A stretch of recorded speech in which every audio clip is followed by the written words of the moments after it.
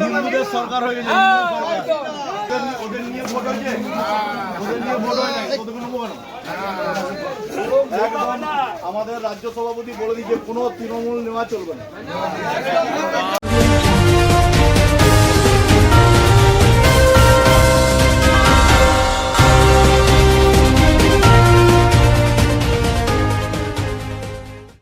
জেতার পর ডিজে বাজনা নয়, পায়ে হেঁটে মানুষের দরজায় কৃতজ্ঞতা জানাতে গেলেন দুর্গাপুর পূর্বের বিজেপি বিধায়ক চন্দ্রশেখর বন্দ্যোপাধ্যায়।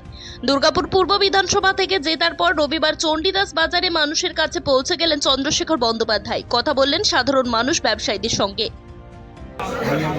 সবাইকে নিয়ে দুপক্ষের কথা শুনে কি সুবিধা অসুবিধা আছে, এখন যেরকম আছে অবস্থা কন্ট্রোভার্সি করেন না নিজেদের মধ্যে। আমাকে স্টেট অফিস থেকেও ফোন করেছিল। আমি কালীঘাটে মা কালীর কাছে পুজো দিয়ে রাজ্যের মুখ্যমন্ত্রীর সাথে একসাথে পুজো দিয়েছি, পুজো দিয়ে এসছি। আর কালীঘাটে সবাই বলছে পিসি চোর, ভাইপো চোর, পিসি আমার ফাইল চোর।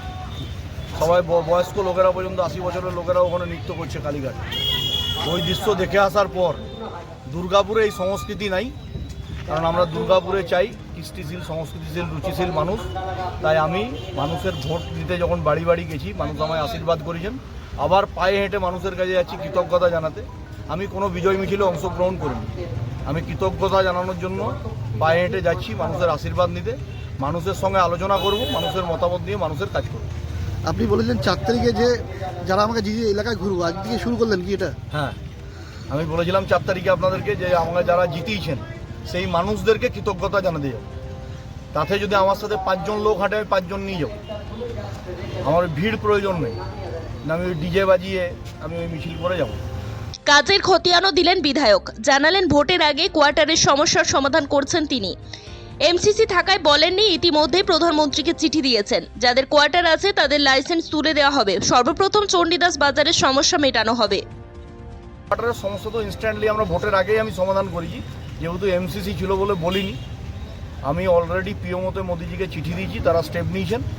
এবং ভোটের পর যাদের যাদের কোয়ার্টার আছে আমরা তাদেরকে লাইসেন্স এবং অ্যালটমেন্ট দুটো পেপারও তুলে দেবো। সেলের চেয়ারম্যানের সাথে কথা বলে কোনো মানুষ অসুবিধাই থাকবে না। সর্বপ্রথম কাজ কী হবে? সর্বপ্রথম চণ্ডীদাস এলাকায় বাজারের সমস্যার সমাধান করা হবে। এখানে পার্কিং প্লাজা তৈরি করা হবে, পার্কিং মানুষ যারা আছেন ব্যবসা করার জন্য। মহিলাদের জন্য ইউরিনালের ব্যবস্থা করা হবে, লেডিস ইউরিনাল।